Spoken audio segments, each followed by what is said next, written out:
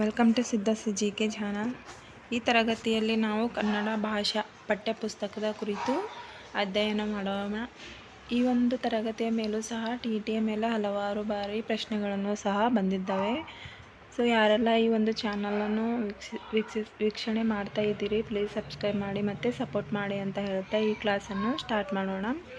ಮೊದಲನೇದಾಗಿ ಕನ್ನಡ ಭಾಷಾ ಪಠ್ಯಪುಸ್ತಕ ಅಂದರೆ ಏನಂತ ತಿಳ್ಕೊಂಬ. ಪಠ್ಯಪುಸ್ತಕ ಅಂದರೆ ನಿಮಗೆಲ್ಲರಿಗೂ ಗೊತ್ತು. ಕನ್ನಡದ ಅಂದರೆ ಮಾತೃಭಾಷೆ ಯಾವುದಿರ್ತದೆ ಅದು ಕನ್ನಡ ಅಂತಲೇ ಹೇಳ್ಬೋದು. ಅಂದರೆ ಈ ಒಂದು ಕನ್ನಡ ಭಾಷಾ ಪಠ್ಯಪುಸ್ತಕ ಯಾವ ರೀತಿಯಾಗಿ ತಯಾರಿಸ್ತಾರಂತೆ ನೋಡಂಬರ್ರಿ. ತರಗತಿಯಲ್ಲಿ ಉಪಯೋಗಿಸುವುದಕ್ಕಾಗಿ ಪರಿಣಿತರು ಎಚ್ಚರಿಕೆಯಿಂದ ಸಿದ್ಧಪಡಿಸಿರುವ ಮತ್ತು ಬೋಧನೆಗೆ ಅವಶ್ಯಕವಾದ ಸಹಾಯಕ ಸಾಮಗ್ರಿ ವಿಷಯಗಳು ಒಳಗೊಂಡ ಪಠ್ಯಪುಸ್ತಕವೇ ಆಗಿದೆ. ಅಂದರೆ ಯಾವುದೇ ಒಂದು ಪಠ್ಯಪುಸ್ತಕ ರೆಡಿ ಮಾಡಬೇಕಿದ್ದಂದರೆ ಅದಕ್ಕೆ ಒಂದು ನಿರ್ದಿಷ್ಟವಾದ ಪರಿಣಿತರು ಇರ್ತಾರೆ. ಆ ಒಂದು ಪರಿಣಿತರು ಏನು ಮಾಡ್ತಾರೆ ಅಂದರೆ ಯಾವೊಂದು ತರಗತಿಗೆ ಯಾವೊಂದು ಅವಶ್ಯಕವಾದ ಬೋಧನೆ ಮತ್ತು ಉದ್ದೇಶಗಳನ್ನು ಮತ್ತು ವಿಷಯಗಳನ್ನು ಸಂಗ್ರಹಿಸಿಕೊಂಡು ರಚನೆ ಮಾಡಿರುವ ಸಾಮಗ್ರಿಯನ್ನೇ ನಾವು ಪಠ್ಯಪುಸ್ತಕ ಅಂತೇಳಿ ಕರಿತೀವಿ. ಸೊ ಇದರ ಉದ್ದೇಶ ಏನಂತ ತಿಳ್ಕೊಂಬರ್ರಿ. ಶಿಕ್ಷಣದ ಧ್ಯೇಯ ಉದ್ದೇಶಗಳಿಗೆ ಅನುಗುಣವಾಗಿ ಒಂದು ನಿರ್ದಿಷ್ಟ ತರಗತಿಗೆ ಅಂದರೆ ಯಾವೊಂದು ತರಗತಿಗೆ ಈ ಒಂದು ಕನ್ನಡ ಭಾಷಾ ಬೋಧನೆ ಯಾವ ರೀತಿಯಾಗಿ ಮತ್ತು ಕ್ರಮಬದ್ಧವಾಗಿ ಸಿದ್ಧಪಡಿಸಿರುವ ಹೊತ್ತಿಗೆಯನ್ನು ನಾವೇನಂತ ಕರಿತೀವಿ ಅಂದರೆ ಪಠ್ಯಪುಸ್ತಕ ಅಂತ ಕರಿತೀವಿ. ಈ ಪಠ್ಯಪುಸ್ತಕವನ್ನು ಸಹ ಒಂದು ನಿರ್ದಿಷ್ಟ ಪರಿಣಿತರು ಕ್ರಮಾನುಗತಿಯಲ್ಲಿ ಮತ್ತು ವಿಷಯಗಳನ್ನು ಮತ್ತು ಸಾಮಗ್ರಿಗಳನ್ನು ಮಕ್ಕಳ ವಯಸ್ಸಿಗನುಗುಣವಾಗಿ ಈ ಒಂದು ನಿರ್ದಿಷ್ಟವಾಗಿ ಸಿದ್ಧಪಡಿಸಿರುವ ಒಂದು ವ್ಯವಸ್ಥೆಯೇ ಪಠ್ಯಪುಸ್ತಕ ಅಂತ ಹೇಳ್ತೀವಿ. ಹಾಗಾದರೆ ಈ ಒಂದು ಪಠ್ಯಪುಸ್ತಕದ ಪ್ರಾಮುಖ್ಯತೆ ಏನಂತೆ ತಿಳ್ಕೊಂಬರ್ರಿ. ಮೊದಲನೇದಾಗಿ ಶಿಕ್ಷಕರಿಗೆ ಮಾರ್ಗದರ್ಶಕವಾಗಿದೆ. ಯಾವುದೇ ಒಂದು ಭಾಷೆ ಇರಲಿ ಮತ್ತು ಯಾವುದೇ ಒಂದು ವಿಷಯಗಳಿಗೆ ನೋಡಿದಾಗ ಸೈನ್ಸ್ ಮತ್ತು ಮ್ಯಾಥಮೆಟಿಕ್ಸ್ನಲ್ಲಿ ಈ ಒಂದು ಪುಸ್ತಕ ಇರದಿದ್ದರೂ ಸಹ ಕೆಲವೊಂದು ಬಾರಿ ನಾವು ಪ್ರಶ್ನೆಗಳ ಮೂಲಕ ಅವ್ರಿಗೆ ಹೇಳ್ಬೋದು. ಆದರೆ ಈ ಒಂದು ಭಾಷಾ ಬೋಧನೆಗೆ ಕಂಪಲ್ಸರಿಯಾಗಿ ಒಂದು ಶಿಕ್ಷಕರಿಗೆ ಮಾರ್ಗದರ್ಶಕವಾಗಿ ಈ ಒಂದು ಭಾಷಾ ಪಠ್ಯಪುಸ್ತಕ ಸಹಕಾರಿಯಾಗ್ತದೆ ಅಂತಲೇ ಹೇಳ್ಬೋದು. ಎರಡನೇದಾಗಿ ಬೋಧಿಸಿದ ವಿಷಯವನ್ನು ಹೇಗೆ ಮೌಲ್ಯಮಾಪನ ಮಾಡಬೇಕು ತಿಳಿಸಿಕೊಡುವುದು. ಅಂದರೆ ಯಾವುದೇ ಒಂದು ಕನ್ನಡ ಭಾಷಾ ಬೋಧನೆಯಲ್ಲಿ ಮಕ್ಕಳಿಗೆ ಪದ್ಯ ಮತ್ತು ಗದ್ಯವನ್ನು ಬೋಧಿಸಿದ ನಂತರ ಮಕ್ಕಳಿಗೆ ಮೌಲ್ಯಮಾಪನ ಮಾಡಲು ಸಹ ಯಾವ ರೀತಿಗೆ ಅಂದರೆ ವಾಕ್ಯಗಳನ್ನು ಪೂರ್ಣಗೊಳಿಸುವುದು, ಬಿಟ್ಟ ಸ್ಥಳ ಹೊಂದಿಸಿ ಬರೆಯಿರಿ, ಒಂದು ವಾಕ್ಯದಲ್ಲಿ ಉತ್ತರಿಸುವುದು, ಸಮಾನಾರ್ಥಕ, ಈ ರೀತಿಯಾಗಿ ನಾವು ಪ್ರಶ್ನೆಗಳನ್ನು ಸಿದ್ಧಪಡಿಸಲು ಇದು ಒಂದು ಇಂಪಾರ್ಟೆಂಟ್ ಅಂತಲೇ ಹೇಳಬಹುದು. ನೆಕ್ಸ್ಟ್, ಪಠ್ಯಪುಸ್ತಕ ಶಿಕ್ಷಕರಿಗೆ ಉತ್ತಮ ಸ್ನೇಹಿತ ಆದರೆ ವಿದ್ಯಾರ್ಥಿಗಳಿಗೆ ಕಾಮಧೇನು ಎಂದು ಹೇಳಬಹುದು. ಅಂದರೆ ಈ ಒಂದು ಪಠ್ಯಪುಸ್ತಕವು ಶಿಕ್ಷಕರಿಗೆ ಒಬ್ಬ ಸ್ನೇಹಿತನಿದ್ದಂತೆ. ಯಾಕಂದರೆ ಇದು ಯಾವಾಗಲೂ ಸಹ ಶಿಕ್ಷಕರಿಗೆ ಇದು ಒಂದು ಮಾರ್ಗದರ್ಶಕ ಮತ್ತು ಮಾರ್ಗಸೂಚಿಯಾಗಿ ಮಕ್ಕಳಿಗೆ ಯಾವ ರೀತಿಯಾಗಿ ಬೋಧನೆಯ ಪೂರ್ವ ಮತ್ತು ಬೋಧನೆ ನಂತರ ಇದು ಬಹಳಷ್ಟು ಸಹಕಾರಿಯಾಗ್ತದೆ ಅಂತಲೇ ಹೇಳ್ಬೋದು.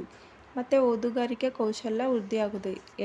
ಹೆಚ್ಚೆಚ್ಚು ನಾವು ಭಾಷಾ ಚಟುವಟಿಕೆಗಳನ್ನು ಓದುವುದರಿಂದ ಓದುವ ಕೌಶಲ್ಯವು ಸಹ ಹೆಚ್ಚಾಗ್ತದೆ ಅಂತಲೇ ಹೇಳ್ಬೋದು.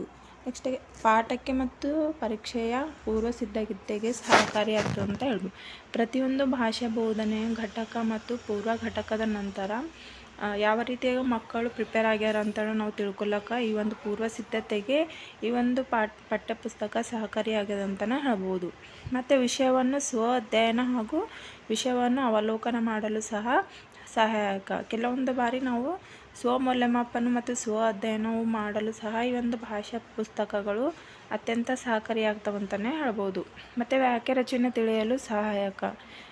ಅಂದರೆ ಭಾಷಾ ಒಂದು ಪಠ್ಯಪುಸ್ತಕದಲ್ಲಿ ಮಕ್ಕಳಿಗೆ ಒಂದು ವಾಕ್ಯಗಳು ಸಿಂಪಲ್ಲು, ಮಿಕ್ಸ್ಡು ಅಂತಂದರೆ ವಾಕ್ಯ ರಚನೆ ಯಾವ ರೀತಿಯಾಗಿದೆ ಅಂತ ತಿಳಿಯಲು ಸಹ ಈ ಒಂದು ಪಠ್ಯಪುಸ್ತಕ ಸಹಕಾರಿ ಅಂತಲೇ ಹೇಳ್ಬೋದು. ಈಗ ಪಠ್ಯಪುಸ್ತಕದ ರಚನಾ ತತ್ವಗಳು ನೋಡೋಣ.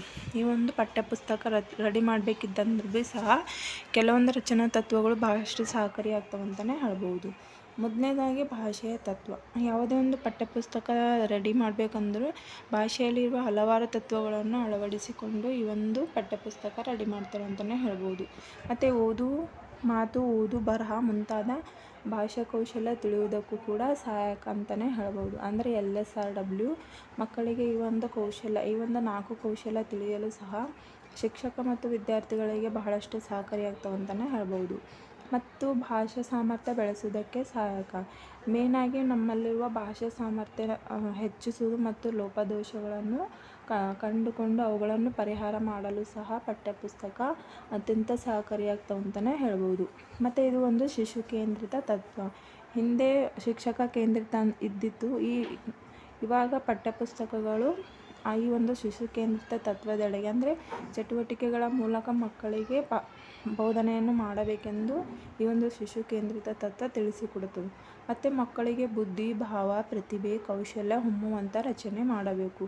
ಈ ಒಂದು ಪುಸ್ತಕದಲ್ಲಿ ಪಾಠ ಮತ್ತು ಪದ್ಯದ ಜೊತೆಯಲ್ಲಿ ಅಲ್ಲಿ ಅನೇಕ ಕತೆ, ಕಾದಂಬರಿ ಮತ್ತು ಏನಂತಾರೆ ಬುದ್ಧಿ ಉಪಯೋಗಿಸಲು ಅನೇಕ ಚಟುವಟಿಕೆಗಳನ್ನು ಸಹ ಈ ಒಂದು ಪಠ್ಯಪುಸ್ತಕದಲ್ಲಿ ಕೊಡಬೇಕು. ಮತ್ತು ಮಕ್ಕಳ ಸರ್ವತೋಮುಖ ವಿಕಾಸಕ್ಕೂ ಕೂಡ ಸಹಾಯನೆ ಮಾಡ್ತದೆ ಅಂತಲೂ ಹೇಳ್ಬೋದು. ಭಾಷಾ ಪಠ್ಯಪುಸ್ತಕದಿಂದ ಮಕ್ಕಳ ಪ್ರತಿಯೊಂದು ವಿಕಾಸವೂ ಕೂಡ ಇದರಿಂದ ಆಗ್ತದೆ ಅಂತಲೇ ಹೇಳ್ಬೋದು. ಮತ್ತು ಈ ಒಂದು ಪಠ್ಯಪುಸ್ತಕವು ಶಿಶು ಮತ್ತು ಚಟುವಟಿಕೆ ಕೇಂದ್ರಿತವಾಗಿರಬೇಕು ಮತ್ತು ವೈಜ್ಞಾನಿಕ ಕ್ರಮದಿಂದ ಕೂಡಿರಬೇಕು. ನೆಕ್ಸ್ಟು ಇಲ್ಲಿ ಚಟುವಟಿಕೆಗಳ ಮೂಲಕ ಕಲಿಕೆ ಸಾಗುವುದು ಅಂತಂದರೆ ಜಾನ್ ಡ್ಯೂಯರ್ ಏನು ಹೇಳ್ತಾರೆ ಅಂತಂದರೆ ಮಕ್ಕಳಿಗೆ ಯಾವಾಗಲೂ ಚಟುವಟಿಕೆಗಳ ಮೂಲಕನೇ ಒಂದು ಕಲಿಕೆಯನ್ನು ಪೂರ್ಣಗೊಳಿಸುವುದು ಅಂತಲೇ ಹೇಳ್ತಾರೆ. ಮತ್ತು ಭಾಷಾ ಪುಸ್ತಕವು ಸಾಹಿತ್ಯ ಹಾಗೂ ಸಾಂಸ್ಕೃತಿಕ ಚಟುವಟಿಕೆಗಳನ್ನು ಹಾಗೂ ಭಾಷಾ ಹೊಂದಿರಬೇಕು. ಅಂದರೆ ಪಾಠ ಅಥವಾ ಪದ್ಯದ ನಂತರ ಹಿಂದೆ ಈ ಒಂದು ಪಾಠಕ್ಕೆ ಅಥವಾ ಪದ್ಯಕ್ಕೆ ಸಂಬಂಧಿಸಿದಂಥ ಅನೇಕ ಸಾಂಸ್ಕೃತಿಕ ಚಟುವಟಿಕೆಗಳನ್ನು ಸಹ ನೀಡಬೇಕೆಂದು ಇದು ಒಂದು ಹೇಳ್ತದೆ. ಮತ್ತು ಇದು ಅಭ್ಯಾಸ ತತ್ವ ಸಹ ಹೊಂದಿರ್ತದೆ. ಅಂದರೆ ಪಾಠದ ನಂತರ ಅಭ್ಯಾಸ ಹೆಚ್ಚು ಒತ್ತು ಕೊಟ್ಟಾಗ ಅಲ್ಲಿ ಮಕ್ಕಳ ಕಲಿಕೆ ಗಟ್ಟಿಗೊಳ್ತದೆ ಅಂತಲೇ ಹೇಳ್ಬೋದು. ಮತ್ತು ಇದು ಕಲಿಕೆಯನ್ನು ಬಲಗೊಳಿಸ್ತದೆ. ಯಾವುದು ಪಠ್ಯಪುಸ್ತಕ. ನೆಕ್ಸ್ಟು ವ್ಯಾಕರಣ ತತ್ವ ಕೂಡ ಇದರಿಂದ ಮಕ್ಕಳಲ್ಲಿ ವೃದ್ಧಿ ಆಗ್ತದೆ ಅಂತಲೇ ಹೇಳ್ಬೋದು. ಅಂದರೆ ಮಕ್ಕಳಲ್ಲಿ ಕ್ರಿಯಾತ್ಮಕ ವ್ಯಾಕರಣ ಬಳಸುವುದರಿಂದ ಅಂದರೆ ಭಾಷೆಯ ಜೊತೆಯಲ್ಲಿ ವ್ಯಾಕರಣವನ್ನು ಕಲಿಸುವುದರಿಂದ ಈ ಮಕ್ಕಳಲ್ಲಿ ವ್ಯಾಕರಣದ ಕಲಿಕೆ ಹೆಚ್ಚು ಬಳಕೆ ಆಗ್ತದೆ ಅಂತಲೇ ಹೇಳ್ಬೋದು. ಮತ್ತು ಭಾಷಾ ಸಾಮರ್ಥ್ಯ ಬೆಳೆಯುವುದಕ್ಕೆ ಹಾಗೂ ಭಾಷೆಯಲ್ಲಿ ಶಿಸ್ತು ಮೂಡಲು ಕೂಡ ಇದು ಸಹಾಯಕ ಆಗ್ತದಂತ ಹೇಳ್ಬೋದು. ಮತ್ತು ಸೃಜನಶೀಲ ತತ್ವ. ಭಾಷೆಯಲ್ಲೂ ಕೂಡ ಅನೇಕ ಸೃಜನಶೀಲ ಚಟುವಟಿಕೆಗಳು ಸಹ ಬೆಳೆಯಲು ಸಹಾಯಕ ಆಗ್ತವಂತ ಹೇಳ್ಬೋದು. ಭಾಷಾ ಪುಸ್ತಕವು ಮಕ್ಕಳಲ್ಲಿ ಅಡಗಿರುವ ಪ್ರತಿಭೆಯನ್ನು ಹೊರತರುವಂತೆ ಮಾಡಬಹುದು. ಈ ಒಂದು ಭಾಷಾ ಚಟುವಟಿಕೆ ಮೇಲೂ ಸಹ ಮಕ್ಕಳಲ್ಲಿರುವ ಚಟುವಟಿಕೆಗಳಾದ ಈ ಒಂದು ಭಾಷಣಗಳಲ್ಲಿ ಕೌಶಲ್ಯತೆ ಹೊಂದುತ್ತಾರೆ. ಹಾಡುಗಾರಿಕೆಯಲ್ಲಿ, ಪ್ರಬಂಧ ಬರೆಯುವಲ್ಲಿ ಅನೇಕ ಚಟುವಟಿಕೆಗಳಲ್ಲಿ ಕೂಡ ಮಕ್ಕಳು ಈ ಒಂದು ಪ್ರತಿಭೆಯನ್ನು ಹೊರತರಲು ಸಹಾಯಕ ಆಗ್ತದೆ ಅಂತಲೇ ಹೇಳ್ಬೋದು. ನೆಕ್ಸ್ಟ್ ಸಾಹಿತ್ಯದಲ್ಲಿ ಹೆಚ್ಚಾಗಿ ಕೃತಿ, ಕಾದಂಬರಿಗಳನ್ನು ಬರೆಯಲು ಸಹ ಈ ಒಂದು ಪಠ್ಯಪುಸ್ತಕ ಹೆಲ್ಪ್ ಆಗ್ತದೆ ಅಂತಲೇ ಹೇಳ್ಬೋದು. ಮತ್ತು ವಿದ್ಯಾರ್ಥಿಯಲ್ಲಿ ಸಾಹಿತ್ಯದ ಅಭಿರುಚಿ ಬೆಳೆಸಲು ಸಹಾಯಕ. ಅಂದರೆ ವಿದ್ಯಾರ್ಥಿಗಳಲ್ಲಿ ಕೂಡ ಕತೆ, ಕವನಗಳನ್ನು ಓದಲು ಇದು ಹೆಚ್ಚು ಹೆಲ್ಪ್ ಆಗ್ತದೆ ಅಂತಲೇ ಹೇಳ್ಬೋದು.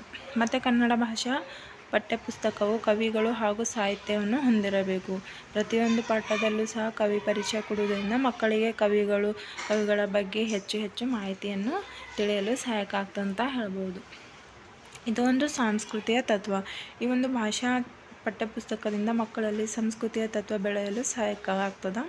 ಮತ್ತು ಮಕ್ಕಳ ಮತ್ತು ಸಾಂಸ್ಕೃತಿಕ ಹಾಗೂ ಸಮಾಜದಲ್ಲಿ ಸಾಂಸ್ಕೃತಿಕ ಸಾಮರಸ್ಯ ಮೂಡಿಸಲು ಪಠ್ಯಪುಸ್ತಕ ಅತ್ಯಂತ ಸಹಾಯಕ ಆಗ್ತವೆ. ಇದರಿಂದ ಈ ಎಲ್ಲ ತತ್ವಗಳು ಮಕ್ಕಳಲ್ಲಿ ಮೂಡ್ತಾವೆ ಅಂತಲೇ ಹೇಳ್ಬೋದು. ಈ ಒಂದು ತರಗತಿ ನಿಮಗೆ ಇಷ್ಟವಾದಲ್ಲಿ ಸಬ್ಸ್ಕ್ರೈಬ್ ಮಾಡಿ ಮತ್ತು ಸಪೋರ್ಟ್ ಮಾಡಿ.